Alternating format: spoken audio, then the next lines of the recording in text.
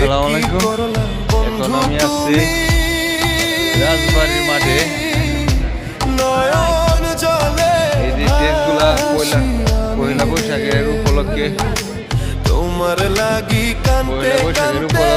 এই টেন্ট বানতেছে। এই যে অনেক বড় স্টল শুরু করছে।